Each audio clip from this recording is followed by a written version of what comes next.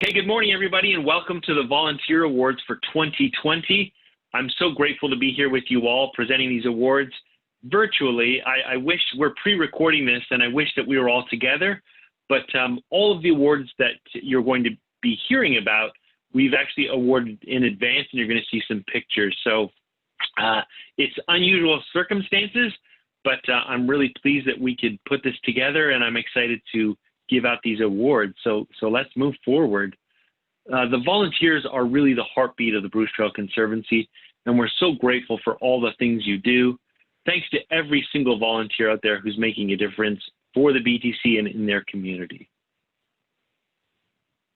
I'm going to start with the Years of Volunteering Awards. They acknowledge all of those that have reached significant milestones in their Conservancy volunteer years. And this might be helping out at events, helping out in the office, providing support on a BTC committee or a board. And the first recipient is John Harrison, who's been volunteering for 10 years. And John volunteers at the BTC head office and is a really important part of our team. John helps get out all of the packages from the BTC e-commerce store and does so many great things around the office. It's so great to have John there and to see his smile every week. And John, thanks for all you do for the BTC. Congratulations. The next award goes to Mike Osborne, who's been volunteering for 10 years on the Land Stewardship Committee. And you can see Mike in the picture is holding a property marker, and Mike's from the Beaver Valley Club and does so many great things out there in the field and on the committee to help move the BTC in a positive direction. So thank you, Mike, and congratulations. The next recipient is Jim Wright, and congratulations to Jim. Jim has been involved in helping out in many, many BTC events over the years, and last year was instrumental in helping our annual meeting move forward by taking care of all the sound and music. So congratulations to you, Jim, and thanks for all you do. Next, we'd like to celebrate 25 years of volunteering, and that award goes to the amazing Cheryl Duke. And Cheryl is also a volunteer at the BTC office and someone that I love to be able to see when she's in there, does everything to help make the BTC office run really, really well. Cheryl's been volunteering for such a long time, and I know that all of the commitments and work that she's done have made the BTC a really great place. So Cheryl, congratulations and thanks for all you do. Next, we're going to move into the Calypso Orchid Environmental Award, and these recipients have demonstrated significant contribution to the restoration or the preservation of the Bruce Trail or the Niagara Biosphere Reserve, or they've enhanced the education of the Niagara Escarpment, the Bruce Trail, or the UNESCO Biosphere Reserve. And this year's award recipient is the Gosling Foundation. And congratulations to the Gosling Foundation. This is for the land stewardship program that we've implemented with landowners, and we couldn't have done it without the support of the Gosling Foundation. And so I was lucky enough to be able to go out and present the award to Philip Gosling, who's one of our founders of the Bruce Trail. He's a very proud recipient of the award, and also to Stan Kozak, who's the executive director of the Gosling Foundation. And so I'm going to actually move to a video now that Stan is going to be accepting the award on behalf of the Gosling Foundation. You know, the motivation for the foundation has been the same as the motivation for the Bruce Trail, and that is protecting nature. And so I've had the opportunity to talk with Philip over the years and try to bring his insight and vision to the foundation. And I think that's what we've been doing. And the private land stewardship project comes out of that work. You know that we still are in pretty dire straits with regard to biodiversity. And so, 4 or 5 years ago, we started the Better Organizations for Nature project, brought together organizations like the Bruce Trail, to sort of learn collaboratively, and that's been a great process to be a part of. We're all learning.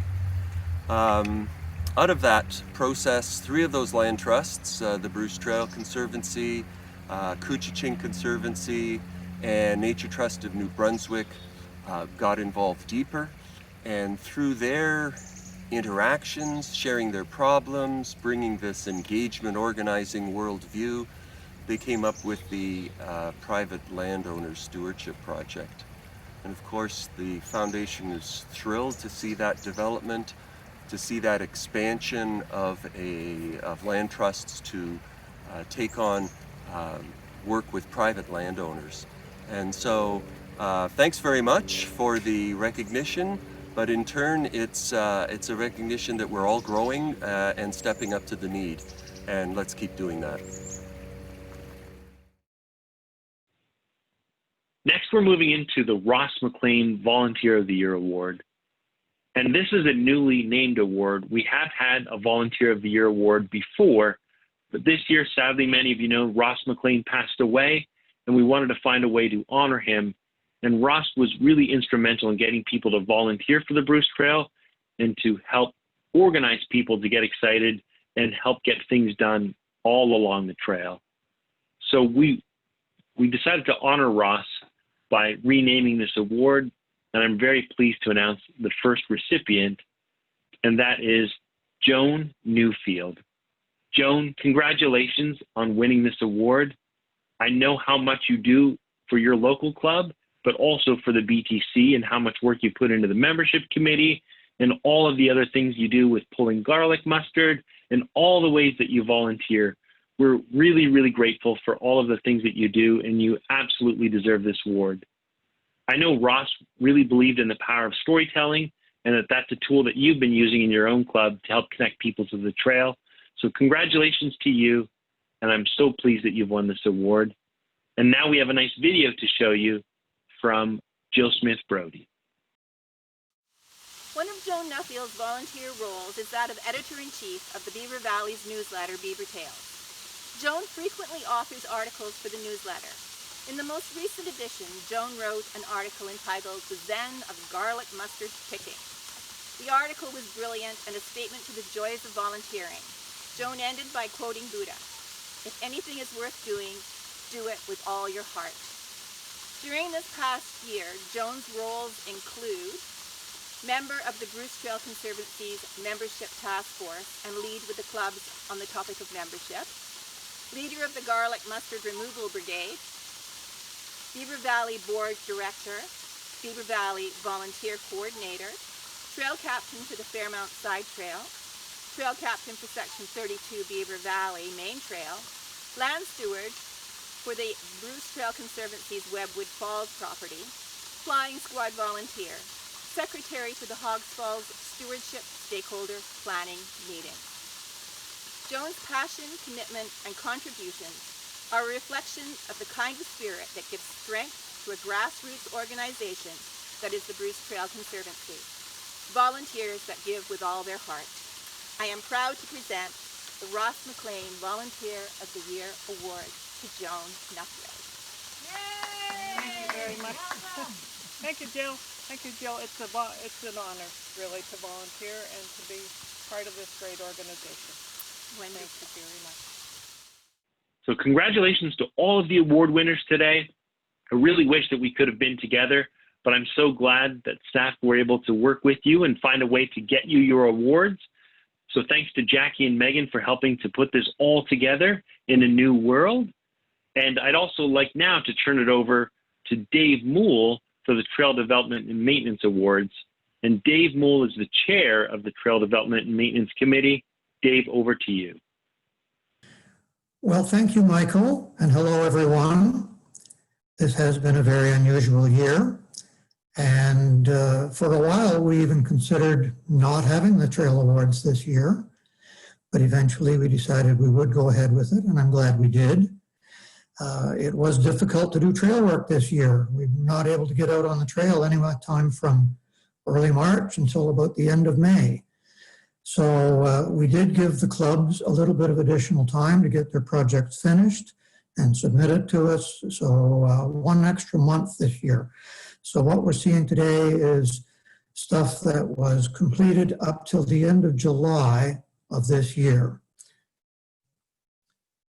So first of all, the Philip and Jean Gosling Award is awarded to the club that does the most significant trail project that improves or protects the environment. And often this turns out to be some kind of a structure or a drainage improvement or something along those lines. So sure enough, this year we have a couple of structure projects from Iroquois Club, a project that was funded by the Hydro Flask Company with a grant of money, and from the Toronto Club, a new bridge south of Campbellville Road. So Iroquois bundled together 5 different little projects, all of which were paid for by the grant. And Iroquois' trail director, Peter Rumble, sent the committee on a merry chase across the Hamilton area, looking at all these little projects that were scattered from one end of Hamilton to the other. And of course, we went there on a weekend when it was extremely busy and it was almost impossible to find parking. Anyway, we managed. We found them all and had a good look at them. And you can see here that we had a couple of sets of steps, a couple of bridges, and a boardwalk. So this first one, set of stairs south of Governor's Road in Dundas Valley. Another one in Dundas Valley at the end of McCormack Lane, this boardwalk replacement. The one on the left here is a new bridge across the highway ditch on Wilson Street near Tiffany Falls. And the one on the right, a set of earth-fill steps, which is near the Wentworth Stairs in Hamilton, just off the Sherman access. And finally, a bridge just to the east of Snake Road, which is getting over towards Waterdown. And as you may have noticed, the Iroquois Club never has a lot of volunteers who want out to build a bridge. Now the Toronto Club. This bridge took a long, long time, not to build, but to get approval for it. The building was relatively easy once the regulatory side of things were done, but it sits on property owned by Halton Region Conservation Authority, and of course it required approval from the Niagara Escarpment Commission as well. And if you look at this second picture, you'll see just to the right, with a double blaze on it, there's a tree, and that's a butternut tree. Butternuts are an endangered species in Ontario, and the presence of that tree right beside the old bridge caused us no end of problems in order to get approval for the new bridge. It also got tied up in changes of staff at both the Conservation Authority and the NEC, and I think it took 3 or 4 years to get all the approvals for this bridge. Anyway, finally it got done. The club did an excellent job building it once they had approval. And so the Toronto Club is the winner of the Gosling Award for this year. And here you can see Marlis Butcher, the club's trail director, holding the plaque at the Pear Tree parking area in Speyside. Now the Tom East Award. This one is for the most significant trail project that places trail on the optimum route or adds a worthwhile new side trail. And I should say, before we go any further, that of course not all of the projects, either in the Tom East or the Gosling Award, are going to be winners. Some of them are relatively small, and sometimes trail directors from the clubs are reluctant to send those in. But I do encourage the club trail directors to send all their stuff in, because I want to be able to show the members what's been going on in the past year and the excellent work that our club volunteers are doing all the time. And of course, most of the time, our trail construction and improvement is incremental in nature. It's a series of baby steps, which, when they're all put together, end up in a great result and make the Bruce Trail what it is today, a world-class trail. So we're going to start off with the Niagara Club. a reroute that they did from Dorchester Road to Newburn Road in Niagara-on-Lake. And this is not really new trail. This is old trail that we had quite a long time ago. And if you look at the black line on the map here, you'll see it follows a corridor of secured properties on the optimum route. And almost all of it is secured. And up until 2009, this was the route of our main trail. But at that time, the municipality declared that the railway overpass that went over the railway at Newburn Road was structurally unsafe. And so we had to close the trail. And it remained closed for about 10 years while the municipality got to work putting a new overpass over the railway. So finally last year, that new overpass was in place and the club was able to reestablish the main trail on the optimum route here. And this is a beautiful piece of trail. And I had not walked it for a long time until we looked at it again in judging for the awards. And the thing that impressed both me and my partner judge, Andrew Costley, was the trees. The trees in this section, particularly towards the end at Fireman's Park, are spectacular.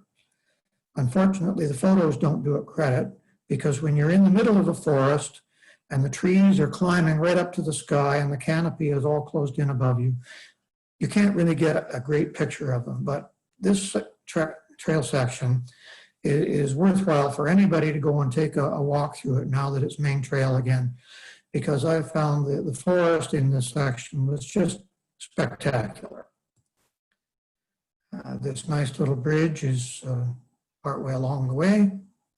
And overall, a really nice job that the club did in reblazing about 3.5 kilometers of trail, changing blue blazes to white, and then eliminating white blazes on the old detour. Now moving a bit north to Dufferin Highlands. A little over a year ago, the landowner in this section, which is just north of Kilgorey and the Pine River fishing area, approached the club and said that he would like to have a side trail on his property and he would like to have it named in honor of his wife. So the club and the landowner worked together and made the side trail a little longer and a little more beautiful. And the result, I thought, was really nice. This bridge over the Babbling Brook is partway along. The Dufferin Highlands Club has two sort of iconic landscapes. The one is the long views over hills and open pastures and fields, and the other is the deep, dark, private little valleys nestled amongst steep-sided hills. This project fits into that second category, in my opinion. It's an iconic Dufferin Highlands landscape. And finally, the Peninsula Club. This project is the exception to the rule of what I just said a few moments ago about most of our projects being incremental in nature. With this one, we took a quantum leap forward, but it didn't happen all at once.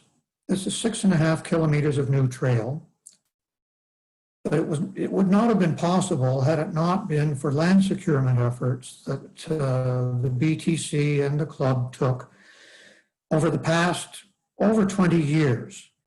In order to do this project, we needed, I believe, 8 new properties that linked together one by one, some small, some big. Some of them were so small as to seem almost insignificant.